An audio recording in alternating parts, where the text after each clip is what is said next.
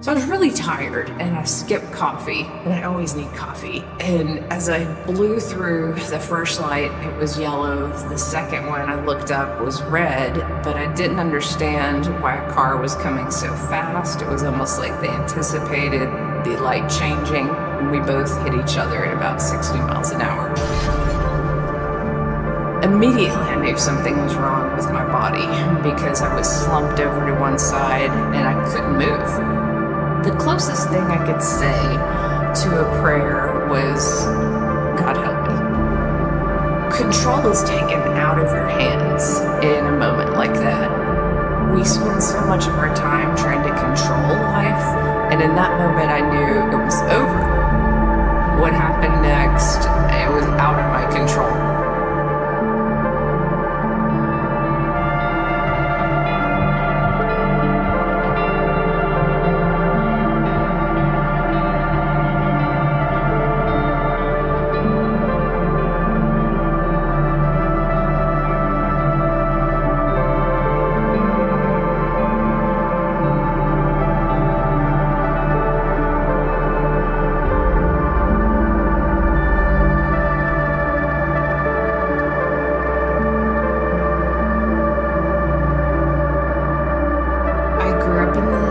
In East Texas, and I had a very free, wonderful childhood in the sense that I spent a lot of time in nature. My best friend and I would ride horses. We'd get up at 6 in the morning. These were great times in the summer, and we would ride until it got too hot around noon. We'd swim in lakes. And so we lived this life that was very much grounded in nature, and that part of my life was fantastic. The painful part of childhood was my mom was mentally ill, and there was a lot of emotional abuse and some physical abuse, and so I was isolated as this only child. I kind of retreated into books and into studies, and I saw college as my way out. That was my success route. There weren't any other routes. That was it. So I wrote all these essays, and I got $20,000 worth of scholarships, just, one essay competition after another. This was a big deal, and our mailbox, I grew up very poor, was falling over practically. The house was in shambles, and I was like, God, is the mailbox even going to be dependable to get these checks? And so I'd wait by the mailbox, these checks started arriving, and then I knew that somehow my life was going to change, and there was a lot that depended on and weighed on going to college. It meant a lot to me. I went to the University of Texas, and it's kind of a party school. So at first, my grades were really great, and then they started declining. And my senior year, I was depressed. I'd been through a bad breakup. I knew that my drinking and drug use was kind of off the charts in some ways, that it was really bad. I was like, I have to get my life together. And I was actually sort of having these panic attacks about mortality because I was agnostic at that time. I really did not think there was an afterlife. I studied English, so obviously I studied Walt Whitman and some spiritual writers, Emerson, Thoreau, and I thought about what they said, and that was the closest I could get to spirituality. I thought, well, maybe I'll just blend with the grass, or maybe we continue on in some metaphysical way, but for the most part, I thought my identity, Trisha, my consciousness would not continue. And I would have these moments where I would think, wow, I just died, and then I'm going to not be here anymore, and this is all I have, and what am I doing with my life? And I'd really panic. And I went to see a therapist. Emotionally, I was still kind of dealing with some of the abuse in childhood. And this therapist suggested that I run, because that was something I loved in high school. I ran cross country. And so running was my symbol of, if I ran hard enough, if I ran fast enough, maybe I could outrun my demons, and maybe I could be super healthy and super strong. So I was running 9-10 miles a day, training for the Austin 10K. The night before I ran that race, I started having these nightmares, which I don't talk about too often because it seems like time is already out of sync, but I felt something coming for me. So I was really tired, and I skipped coffee, and I always need coffee. And as I blew through the first light, it was yellow. The second one I looked up was red, but I didn't understand why a car was coming so fast. It was almost like they anticipated the light changing and knew that it would change, and we both hit each other at about 60 miles an hour. Immediately I knew something was wrong with my body because I was slumped over to one side and I couldn't reach my driver's license and insurance forms, and I couldn't move, basically. And I knew something was terribly, terribly wrong. Eventually a Good Samaritan stopped, and she was a nurse. She stayed with me, held my hand, and she was beautiful. I'll never forget the kindness of her. She helped me until the ambulance arrived, and they put me on a board. The closest thing I could say to a prayer was, God help me. That moment, control is taken out of your hands in a moment like that. And we spend so much of our time trying to control life. And in that moment, I knew it was over. Everything depended on the surgeons, what happened next. It was out of my control for the most part. All I had was my voice as the one thing that might be able to help me along this way. I never thought about having health insurance. I was a college student who just thought, I'll get a good job out of college, I'm young, I'm healthy. That won't be a factor. So they took me to a downtown hospital.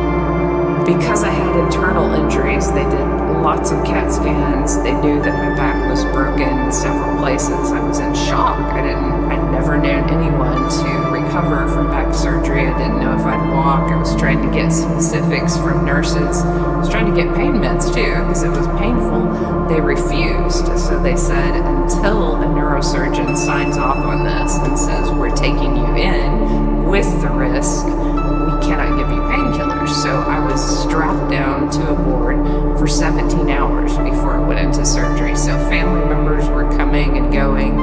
I was really kind of a mess, psychologically, screaming at people at different times, crying, that eventually the self-pity really took over. A nurse said that a neurosurgeon was coming in to talk to me, and she came in, and I looked at her and I said, I'm going to kill myself if I can't walk, so I need you to operate on me. And she said, okay, I will, but I've been on duty for 40 hours, so I have to go home, and I have to take a nap, and I must eat something, and then I'm coming right back here, and I'm operating on you. And there was such relief because someone had passed. I'd overheard the conversation. There was a neurosurgeon who didn't want to come in because I didn't have health insurance. And I remember thinking, oh my God, I'm being thrown away. I'm trying so hard, and here I'm just nothing. I'm just, a body on this stretcher. All of that was the physical world. So my brain was totally in that moment of the physical. I was worried about classes. I was worried about walking. Really wasn't worried about death. Even when they wheeled me in and it said 17% chance of death, I didn't even stop to ask. I thought, well, it's a kind of a high chance, but I'll go with it because I want to walk. And so they wheeled me in, and Dr. Flan was the doctor's name, and she squeezed my hand, and that's the last thing I remember. Until I popped out of my body.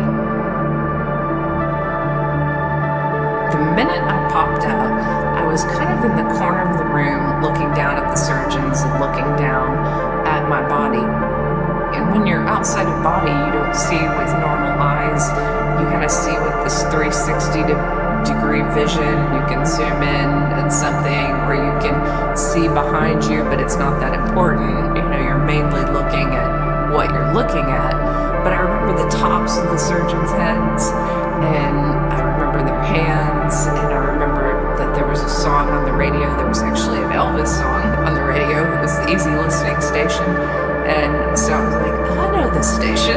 And so there was, a lot of awareness of the room itself and of the surgeons. And then I thought, I'm alive. I live beyond this body. And I was so excited. I wanted to tell my agnostic friends in that moment. I was like, oh, I could explain this to them. They will understand. Consciousness definitely goes on.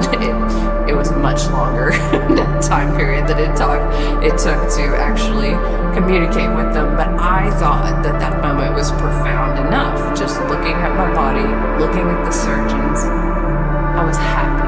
I mean, there is no word that describes that happiness. It was relief and absolute peace that we go on.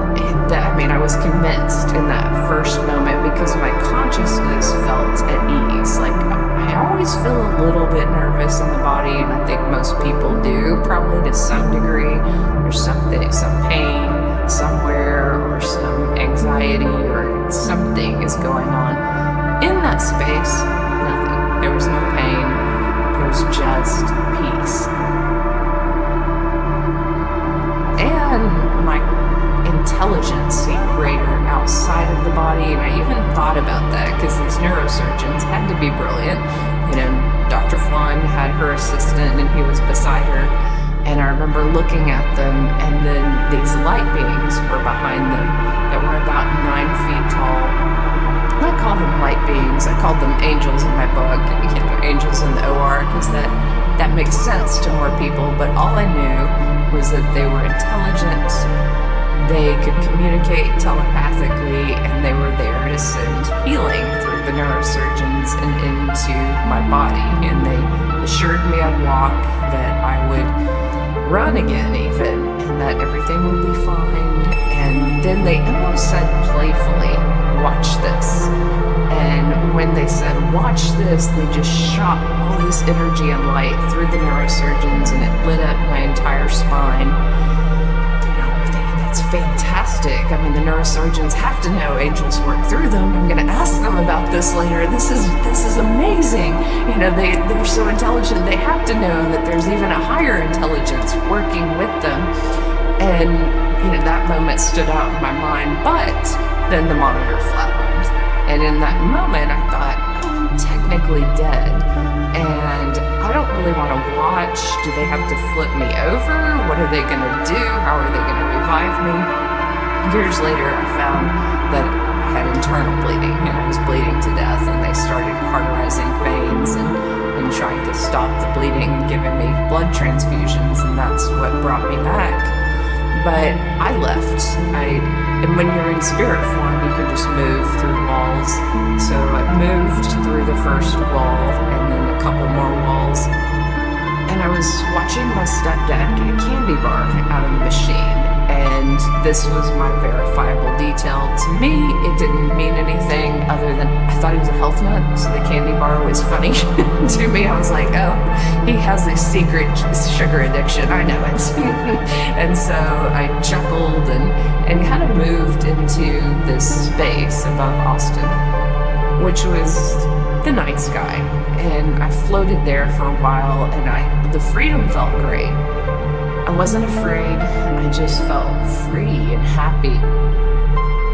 Even though I was told I'd return to the body, I thought, I'm pretty far away now. Maybe I'm not. Maybe I'm going to stay here.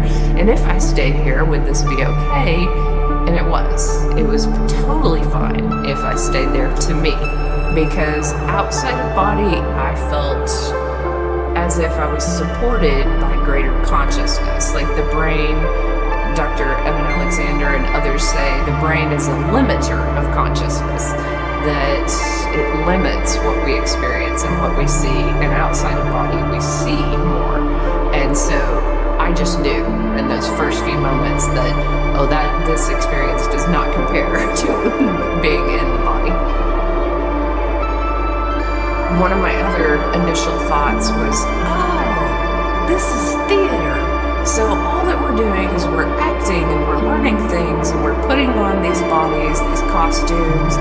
It didn't feel real. Like, that felt like the reality, kind of like Oz behind the curtain, or it's like, oh, now I understand. We just come here. And a lot of people talk about reincarnation. That makes total sense to me now. At that time, I didn't really think about it. I just was looking at the specifics of that life and realizing, this life that we go on. I also felt the energy of everyone I'd ever known and wanted to tell everyone basically, I love you, be better, be happy, enjoy your life. I mean, that's the message of the soul. Is not anything negative. It's just, hey, go love your life. And the Hubble telescope images, there's a couple of them that I swear are very similar to what I saw. So the pink expanse of stars, light, I was floating somewhere I didn't recognize, but I knew I was in the stars. I also felt this greater intelligence coming toward me in the form of light. And almost like the telepathy from the angel's eyes, it came towards me and told me different messages, like love is all that matters, it's all that you take with you when you leave this place, be like a little child, remind them to go to nature. All of these seem like crystallized, simple messages, but there were about 5 or 6 messages like that, and they just were implanted deep within me, and I knew I would never forget them, that was just meant to be something I took back. Then I was shown a portion of my life, and I saw some of childhood where I played in nature, moments where I had faith, and these moments were good. Like the light seemed to say, hey, your faith was beautiful, your love for animals was beautiful, just remember the goods and the good parts of life, and the things that were not good melted away, almost like, how shadow just falls away. It was almost like, well, that's not what I'm taking with me. Almost as if that message, love is all that we take with us. We don't hold on to the negative in this place of light. I saw the life review, some places where I could be better. and I was a little bit cliquish and judgmental. I was proud of myself for getting into UT, and I kind of looked down on people who didn't go to college. So at different jobs where I worked, I looked at people who work full-time as wait staff, and I wasn't rude to them, but I didn't give them room to get to know me. And I saw how kind they were, and I saw that they went home, this one couple, and they prayed about me. And I almost want to cry when I think about it, because they saw that I was this depressed person and they cared, and I didn't even give them the time of day because I didn't like what they wore. I mean, it's just so ridiculous. So in that moment I thought, I can do better, I can be a better person, that I'm not leaving room for the beauty of who people are. That was the main focus of how it was going to change, as if Creator Source wanted me to look at the beauty in people and their heart. It's almost like our soul knows how to be, but we forget in our culture, and we forget based on trying to feel special or trying to feel good about ourselves. As I finished that life review, I ended up in this place. It was full of greenery and beautiful grass. There was no death. Some people might call it heaven. To me, it looked like a consciousness that I was participating with, that my grandfather appeared, and he wanted to recreate something from my childhood because he knew I liked riding the back of his pickup truck. My grandfather, he looked different. He looked young and handsome, and he glowed almost like the angels with this light. There was no death in him. I had seen him die. I was the last person he saw, and he had leukemia and was in his 70s and did not look the way he looked there. He was the only person who had a connection to me, who had passed. blast. And so we spent time together. And then at some point he said, do you want to continue on? And even though I was in the back of this pickup truck driving very slowly through this beautiful green grass, I looked up and I knew what he meant, that there was more to this experience and that God was on the other side of this. So I just shot out of the pickup truck and I was this soul just flying towards God. I just felt great. I felt like every bit of insecurity floated away. I just felt so loved. I felt like this is the greatest place I've ever experienced. Why does anyone ever leave it? I want to get closer to this God source, this vibration, this unconditional love. I just felt safe and held in love. Then at some point, there was this energy wall that kind of stopped me and I couldn't go any farther. And it vibrated through me and said, look down. And I looked down, and there was this river and there were many people who were walking on it. Some were covered in shadows, some had light. And I saw that if they had light, they were connected to God. From that place, it just looked like fear or love. That there was only a choice between fear or love. And I thought, oh, that's simple. I'll just go back and tell some people not to fear things, and to love more. And I was like, okay, I can do that. But God was like, no, you're going to be a teacher and you're going to do that. And I was like, well, I can't do that because that's not what I want to do. I want to make money. I grew up extremely poor. And so I had planned to go to law school at UT. And UT has a great law school, and I had friends who were in the law school, and I thought I'd travel, see Europe, do some fun things, and then eventually I'd already taken the LSAT and I'd prepared for law school, and I thought, just given my skill set with writing, I was like, okay, I can do this. I can be a lawyer. And the idea of teaching or nursing, those were like traditional careers for women, and I considered myself somewhat of a feminist. So I was like, I don't want to do something traditional and low paying. No, thank you. This is not for me. And so God was like, no, you're really going to be a teacher. And that was it. That's the last thing I heard in the presence of God. I joke that, I wanted to argue more, and there were thoughts that I was having, but it was as if God made me into this ball of energy, and I was thrown back through darkness towards my body and ended up in the room where they give you ice chips and ask you to tell your name. And I still was holding on to that experience. My first thoughts, even coming out of anesthesia, were I just had one of those things they call near-death experiences because I'd read about it. And I was like, okay, I had one of those, and then my energy didn't feel fully in my body. I felt like I was a part of the room, and the nurse was asking me what my name was.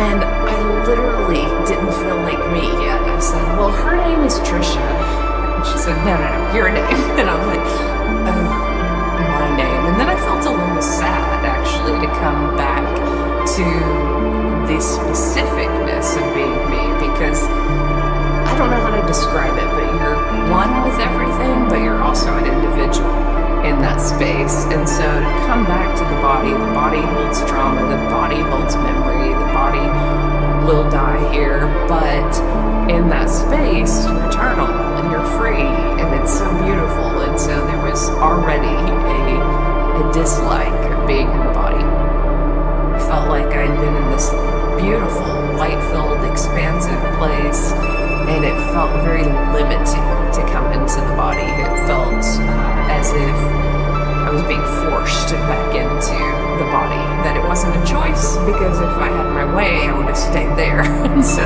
this was definitely not my choice. I was sent back and told I had a particular mission, and I'm happy for the mission now, but in that moment, I was not happy. I was in ICU and hooked up to machines for 3 days. As soon as I could move my arms and talk, my grandmother brought me a journal, and I wrote down everything that I remembered about the angels, because I was afraid I was getting morphine in the ER, and I was afraid this medicine might make the NDE go away, and I was like, I have to remember this. And so I jotted down descriptions of the angels, about how they were not like the paintings I'd seen, that they were light beings, and they were so much larger and so much more intense, and tried to hang on to as much as I could. I was asking nurses, I'd grab their arms, do you believe in God? And they're like, yes, I believe in God, I go to church. I'm like, God is this big ball of light. And then they're like, okay, we've heard enough from you today.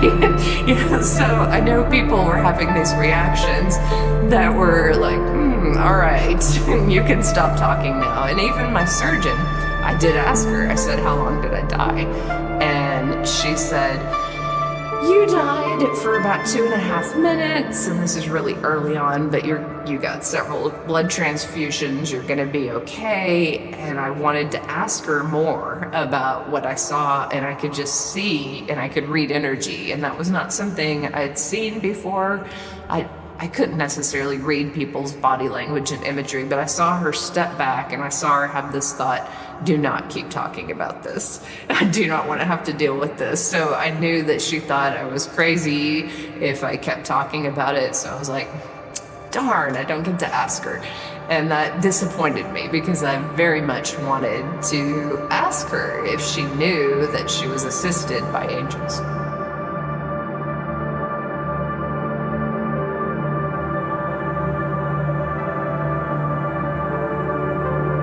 But I was different from the beginning.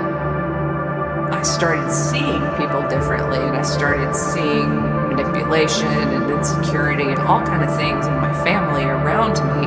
And I wanted to help them, honestly. Like there were these moments I reached out to my mom and tried to tell her about my experience. And the only person in my family who was receptive was my grandmother. And she said to my mom at one point, let her talk, it's okay, this is interesting, this is her experience. She was tolerant. And my mother rolled her eyes and said, her, how could she possibly know anything about God? And I remember, this is gonna be harder to break through to her than I realized, and I kept trying, and there was a moment where we were finally alone, and I was like, Mom, I died. And her first question was, did you see Jesus? And I said, well, no. And I could see her tense up, that wasn't a good answer. And I said, but what I experienced was amazing, it's changed me, I do believe in God now, so this is a positive, can we start there? I know that we go on. And I wanted to communicate to her that she was just as loved as I am. I said, look, you're wrong and I'm wrong, but we're both loved. Isn't that great? And I could see in her face that she was going, I'm not wrong. You're wrong. And so I was like, oh, this isn't meant to be a fight. This is meant to be good news. That we're so much more loved than we can imagine. So slowly I started shutting down and realizing I couldn't just tell everyone this experience.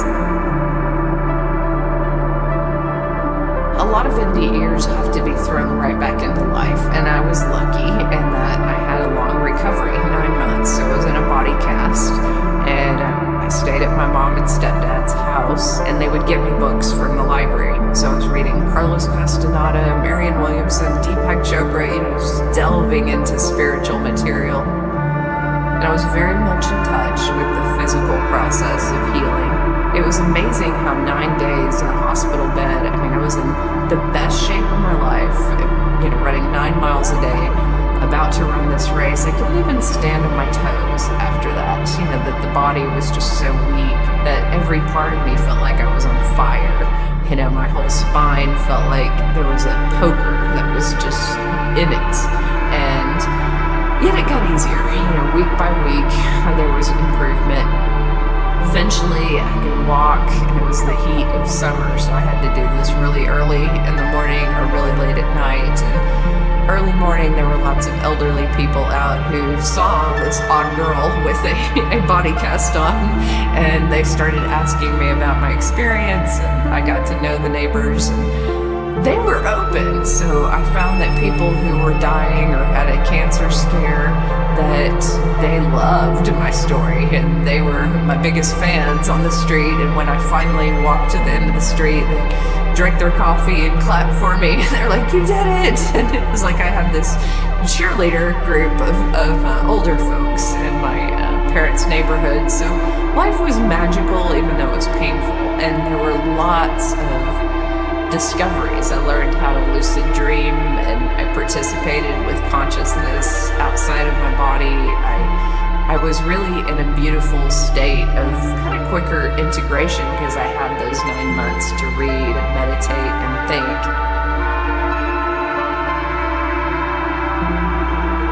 I was somewhat closed off before my near-death experience. The only way I opened up is if I had a few drinks, or I was hanging out with friends, listening to music. I didn't really offer a lot of myself. I wasn't this boundaryless, full of love person. In some ways, I kept myself a lot safer because I distrusted people. I had a lot of barriers. I guess because of my childhood, I kept strong boundaries with people. But after my near-death experience, I loved everyone. Like, I walked down the street, I was concerned about everyone. I just saw the light in every single human being. I was overflowing with love. I had this telepathy where I understood what people were thinking and feeling. I loved animals. I was so happy that first year. I can't even describe it. Like the happiness and the freedom of being able to walk, of being able to explore this world, and knowing that there is energy that comes from trees, that everything is conscious, that everything is beautiful. That just wasn't in my awareness. The only thing that was in my awareness before was me. Just my thoughts, my head, and a lot of those thoughts weren't very good thoughts. And so that was another thing that I realized, all those negative thoughts that I had brought me down, and I didn't necessarily have to think them. And that became a lifelong process of working with my own thinking and realizing what thoughts are my own and what thoughts are not, and how to live a happier life. I also went right back to school and got my teaching certification, so I went ahead and graduated and went and taught immediately. And the minute I was in the classroom, it was magical. Like, I thought, what do I do? What am I going to tell these students? So I just told them the truth. I was like, I don't want to be a teacher. I know you don't want to be here. I don't either. I was like, but I was told to come here, and here's my story. And they were, like mouths open, eyes wide, and they were like, I have a question, and there was just a lot of communication and a lot of connection from the beginning. I find that people love these stories.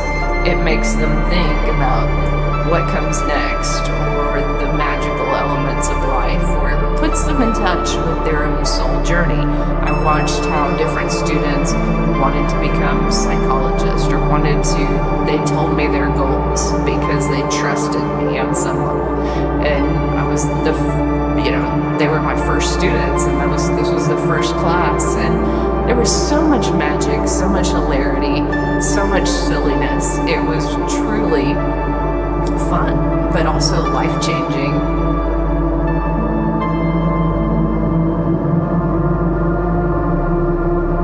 It's so easy on the other side. There's just love and there's just fear. But over here, sometimes people attack you because of fear. Sometimes people are manipulative because of fear. They don't have enough, or they need something from you. And it is devastating, to people. But that fear, I see really as just a block to the light of God. So that can be depression, that can be anything that blocks you from God. And I think nature is a way for many people to heal. I think that's a way that many people could overcome a lot of things, is isolation, time in nature, thinking about your life, rethinking what you want to do, how you want to do it differently, and reconnecting with some sort of light. Any moment your soul wakes up on this journey and goes, I'm doing something good, I have a dream, I have a gift, or I have something to share or something to help people with. Anytime you wake up and you're connected to something greater than yourself, then you're winning. And I think we can all win, at different times in our lives. And maybe there's struggles, but we can still get to a point where we're giving to society, or we're really enjoying life, where we have a lot of joy in our life, and we know that to the best of our ability, we're giving love to the world. I mean, I know we all get frustrated in traffic and technology and all kind of things. I'm not immune to it. I certainly have moments in life where I'm terribly frustrated, but shifting back into, okay, how do I enjoy this more? How do I remember that my energy affects other people, and how do I not affect them in negative ways? And I hope that on a quantum level and on this oneness level, that more and more people are waking up to our connectedness. Because if we realize that we're all connected and that we're all one, we wouldn't want anyone to suffer, that we would really make suffering in society the main focus. How do we ease suffering? How do we ease suffering in children's life, and the elderly, and people without insurance, and people, who can't find a job, people who are disabled? How do we just across the board help people live better lives? I think a lot of near-death experiences are pointing towards, hey, there's a greater love on the other side that can help us live